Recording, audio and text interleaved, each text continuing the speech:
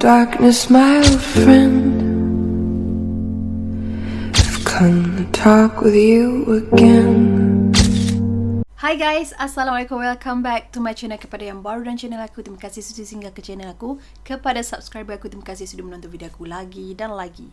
Okay, hari ni kisah yang aku akan share dengan korang ni masih dalam tajuk yang sama di bulan Ramadan, tapi kali ni aku akan terus direct cerita pengalaman aku lah. So sambungan dia ada sedikit terkait dengan kisah video sebelum ni aku cerita kat korang. Dan sebelum tu aku nak bagi tahu dulu, aku minta maaf sekiranya video sebelum ni ada kata-kata aku yang tak cukup sempurna untuk memuaskan hati semua pihak, di mana aku tak mengkaji habis tentang kefahaman tafsiran antara syaitan, jin, iblis dan sebagainya tu. Dan sejujurnya aku pun dah mention kat video tu, aku tak ada knowledge bab tu. So kalau korang nak tahu lebih detail, pergi refer yang lebih arif. Okay, sebab aku di sini hadirnya aku untuk share pengalaman yang aku lalui.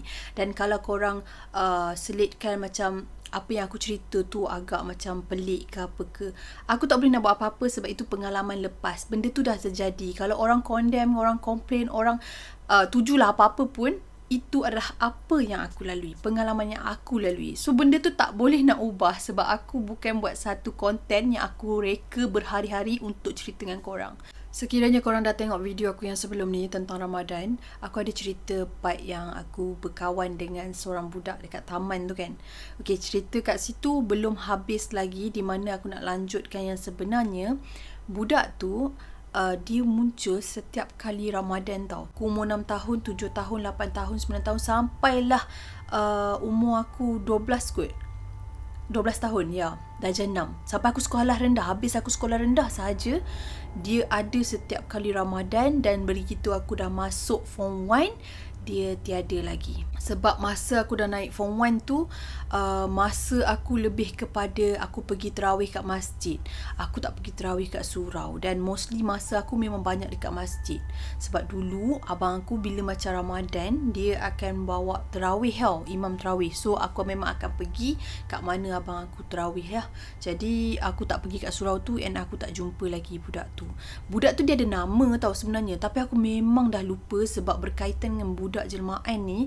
Aku ada, bukan dia je, lepas aku dah sekolah menengah, aku ada kenal dengan seorang budak juga, yang tu nama dia Nina. Lepas tu aku pernah kenal dengan budak juga, nama siapa nama dia, Farah ke Atira, macam tu, aku tak ingat. Tapi memang banyak sangat nama. So yang kat taman tu aku memang lupa langsung nama dia, tapi dia memang ada bagi tahu kat akulah nama dia. Tetapi perasan tak, di video sebelum ni kan aku ada cerita yang aku ada gangguan, di mana dia panggil aku daripada bilik aku yang aku intai kot tingkap belah atas tu kan. Okay, padahal masa tu kita orang tak berkenalan, tukar-tukar nama lagi tau. Masa tu aku tak tahu nama dia, tapi suara yang memanggil nama aku tu betul-betul nama aku. Jadi masa tu lah aku tak berapa perasan. Tapi bila years by years kan, aku macam teringat lah yang sebenarnya dia ni siapa. Sampai umur aku 10 tahun, masa aku dah jah 4, aku gastrik tau. Aku kena gastrik teruk. Dan masa tu aku macam nak ada satu part tu kan, masa aku nak pergi kat surau tu, dia datang. Lepas tu aku ni macam mana aku nak cakap, bila aku sakit, macam contoh gastrik kan, sakit perut yang teramat sangat kan, dan kadang-kadang kau sampai macam tu kan. So bila aku sakit yang terlalu sakit, apa benda yang aku nampak macam jelmaan tu, dia ada tak ada, faham tak? Dia macam, aku nampak dia, budak tu, tapi dia macam hilang ada. Macam tu. Maknanya mata aku tak berapa jelas fokus pada pandangan tu. Maksudnya dia punya jelmaan tu pun aku nampak kabur-kabur. Mungkin sebab faktor kesihatan aku juga. Aku tak tahu tu. Aku tak tahu nak macam mana nak describe benda tu, sebab yelah, aku rasa macam tu lah. Sebenarnya hakikatnya hanya Allah je yang tahu. Jadi waktu tu lah yang aku rasa macam dia ni memang tak ada, dia ni memang tak wujud. Jadi bila tahun seterusnya tu kan, macam bila Ramadan seterusnya tu, aku tahu tapi aku okey sebab jelmaan dia tu rupa yang cantik. Sama juga macam kisah first kali YouTube aku cerita kat korang tu, yang aku cerita pasal nenek yang aku kenal kat hospital tu kan. Macam tu lah kisah dia. Bila jelmaan tu menjelma sebagai manusia, even kau tahu dia bukan manusia, kita tak ada satu perasaan yang terlalu takut. Sebab dia jema dengan keadaan rupa yang baik. Dan kadang-kadang kan, aku selalu terfikir macam mungkin dia jema tu kan sebab dia nak macam, mungkin ada sesuatu benda ke nak sampaikan, ataupun mungkin dia ni baik, macam nak kawan ke apa ke. Masa tu kan kecil, so kita tak boleh nak nilai dengan betul. So itu yang aku lalui tau. Jadi waktu sepanjang perkenalan aku dengan budak perempuan tu, apa yang aku perasan lah, dia banyak cerita benda-benda yang aku macam nak, aku nak kata benda tu aku lalui pun tak, tapi dia more tu cerita tentang kehidupan alam tau. Dia macam cerita, dia macam banyak cerita hal-hal manusia, macam aku tak tahu lah macam nak cakap, tapi benda-benda macam tu lah, benda yang bila kau borak dengan dia, kau relate.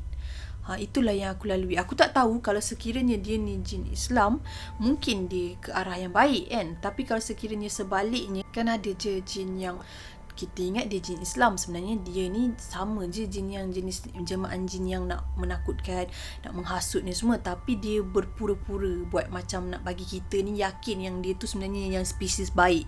Kan ada juga jenis macam tu. So aku tak tahu apa motif penceritaan dia terhadap aku, dan masa tu pun aku kecil, so aku just borak saja, dan aku pun banyak pokok pangkal yang perbualan kita orang tu aku tak ingat. Jadi itulah dia perkenalan antara aku dengan budak tu. Okay, so balik kepada cerita tentang bulan puasa ni, selain daripada jelmaan yang kerap aku nampak dan setiap kali bulan puasa sahaja dia ada.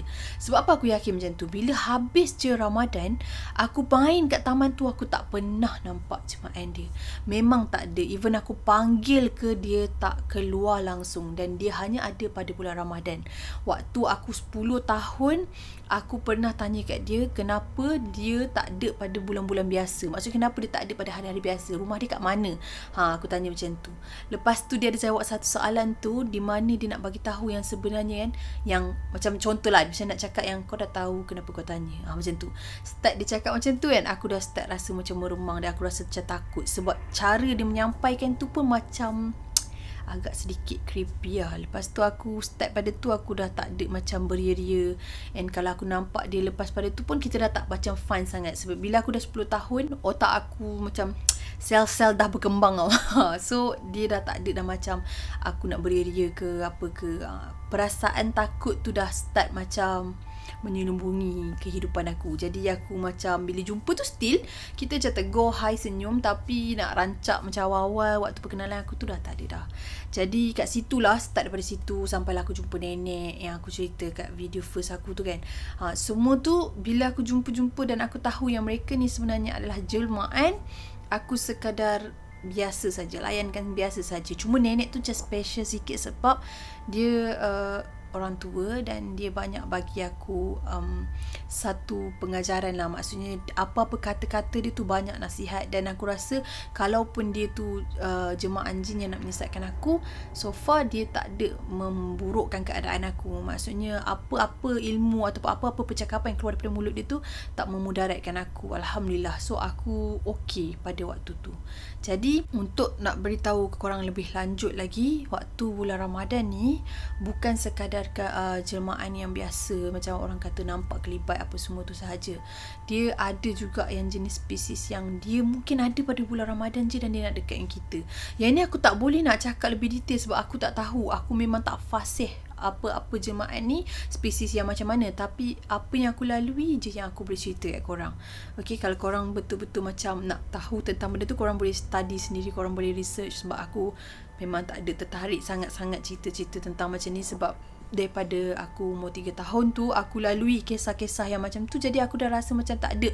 Macam setengah orang dia suka misteri tau, and then dia suka mengkaji. Macam aku, sebab aku lalui tu orang kata tak kaji pun tiba-tiba ada benda-benda jema-jema kan. So aku jadi macam tak berani untuk nak lebih tahu, sebab aku takut aku tak boleh terima keadaan tu.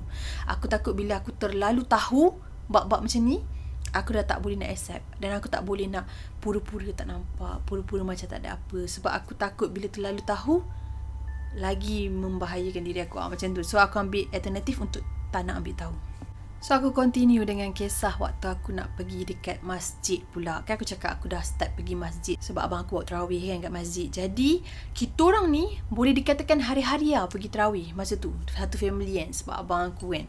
So masa kita orang pergi tu, dekat masjid yang kita orang pergi tu, Masjid Berincang ni, dia bahagian saf perempuan ni kecil tau. Lepas tu kadang-kadang tu sampai macam ada orang kat pintu betul-betul macam tu. Jadi dekat masjid ni pula jemaah lain pula yang ada. Dekat masjid ni yang aku perasan start umur aku form 1 kot aku rasa form 1.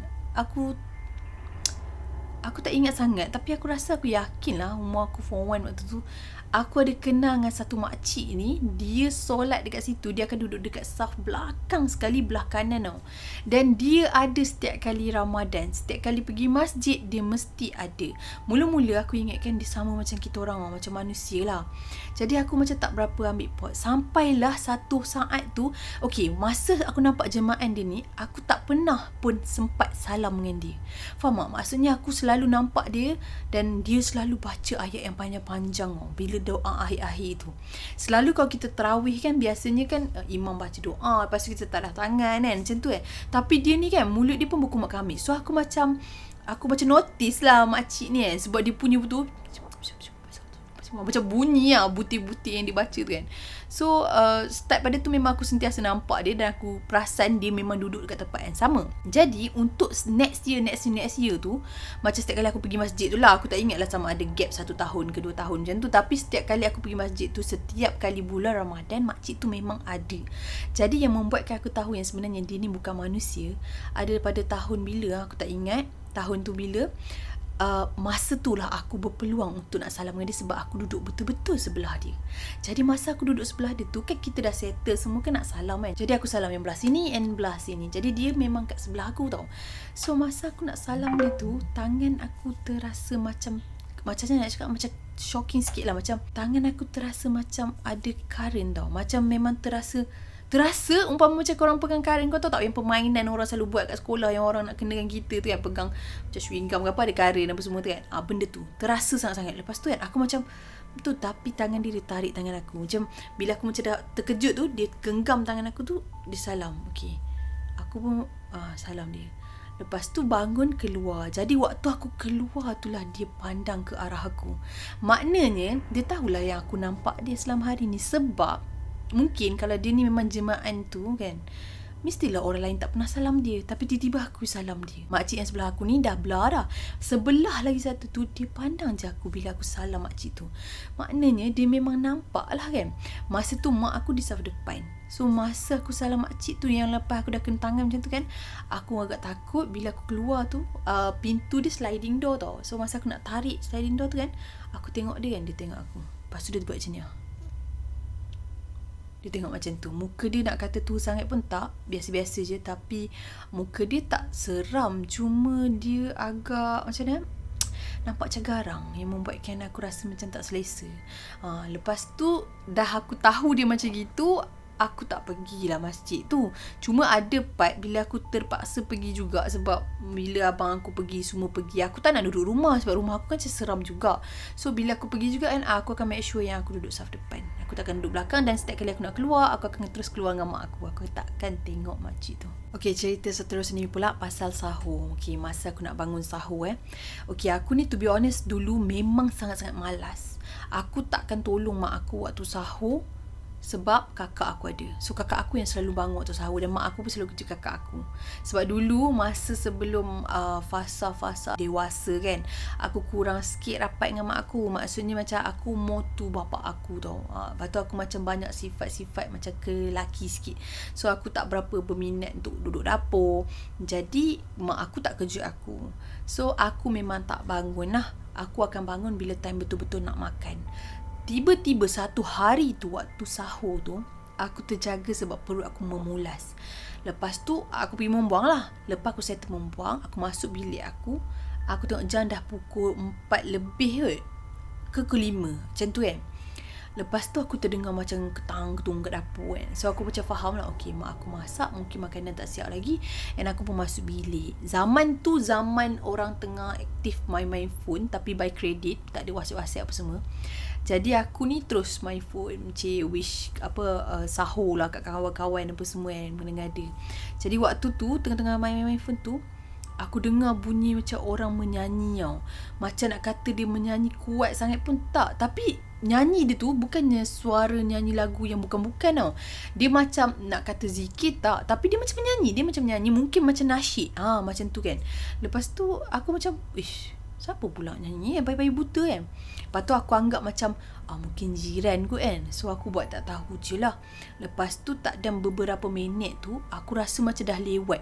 Sebab waktu tu macam dah pukul 5 nak 5.30 macam tu kot. Macam tak logik kalau mak aku tak panggil makan lagi. Sebab waktu tu memang selalunya waktu kita orang makan dah lah kan. Lepas tu aku pun bangun pergi kat dapur. So masa aku pergi kat dapur tu, aku tak nampak kelibat mak aku langsung. Dapur kosong and lampu terpadam, tetapi lampu belah luar terbuka. Sebab mak aku dekat rumah tu dimasak kat luar, dari kawasan luar untuk masak.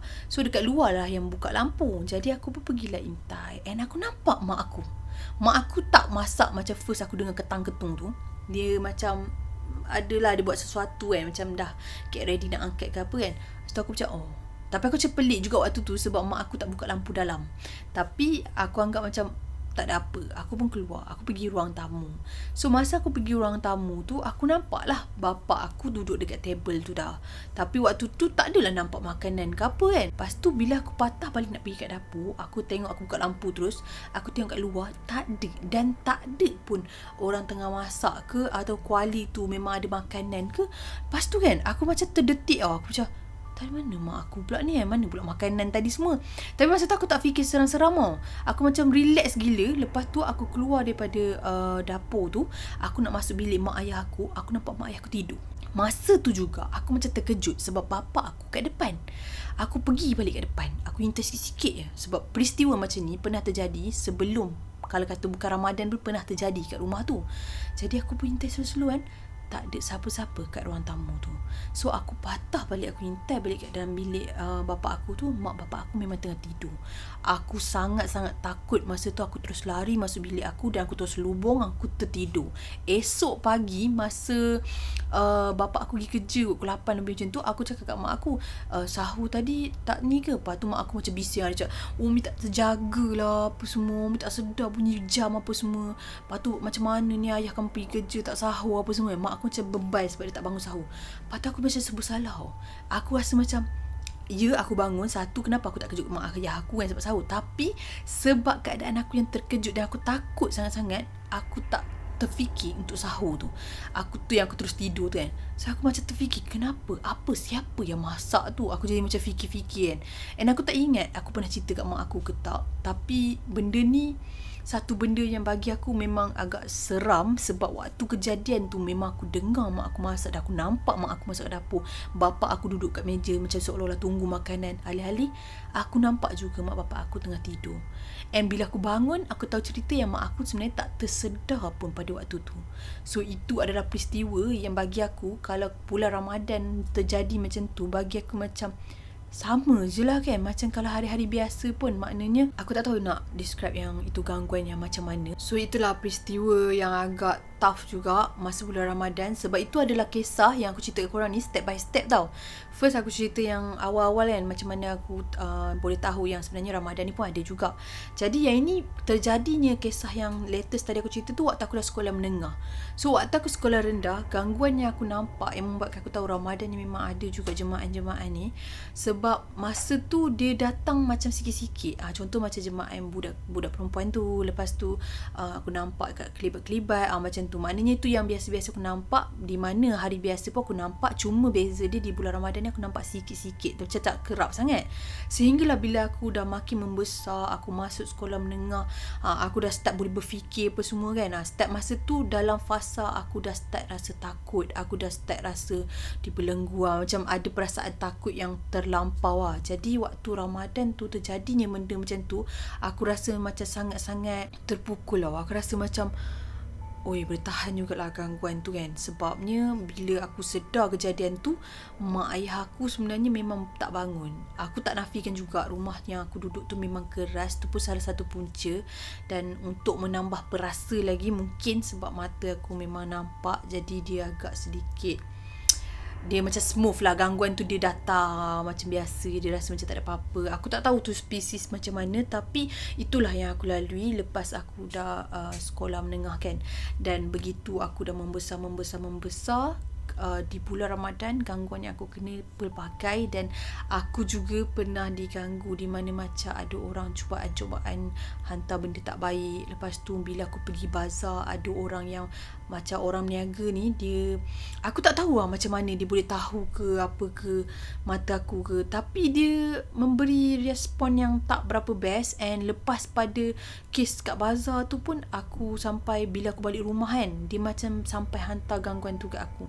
Aku tak tuduh tau, sesungguhnya aku memang tak ada niat langsung nak fitnah ataupun jatuhkan aib mana-mana pihak. Tapi itulah yang terjadi kat aku. Kenapa aku cakap dia yang menghantarnya, sebab yang ada dekat tempat bazar tu pun sama macam yang kena waktu aku kat rumah tu. So benda ni aku akan cerita kat korang tu next video aku, sebab aku tak boleh cerita panjang. Sebab sekarang ni pun aku tak berapa okey juga keadaan kat sini. Jadi aku akan continue di video yang akan datang, kisah-kisah yang seterusnya. Dan aku juga akan beritahu kat korang, walaupun di bulan Ramadan ni bulan yang mulia, kita keep on beribadah. Kita buat, jangan lepaskan peluang. Bulan puasa ni lah bulan yang kita nak kaut banyak pahala. Buat sebaik mungkin, walaupun kita rasa macam betul ke, terima ke tak terima ke, just do it. Buat je, okay? Sebab itu pun salah satunya untuk kita protect diri kita. Tambah-tambah lagi, sekiranya ada di kalangan korang yang menonton video aku ni yang ada masalah gangguan, yang family dia kena itu kena ini kan, gangguan-gangguan yang tidak baik ni lah, korang boleh ambil peluang di bulan Ramadan ni untuk fight benda ni. So nanti aku akan cerita lebih terperinci, sebab benda ni pun aku lalui. So aku akan share dengan korang di video yang akan datang. Untuk hari ni cukup setakat ini saja perkongsian aku. Sekiranya ada kesilapan dalam perbicaraan aku, ada terkasar bahasa, terguris hati mana-mana pihak, aku minta maaf. Sesungguhnya yang baik-baik itu datang daripada Allah Subhanahu Wa Taala. Segala kekurangan, kelemahan itu datang pada diri aku sendiri. Stay healthy, stay safe. Assalamualaikum.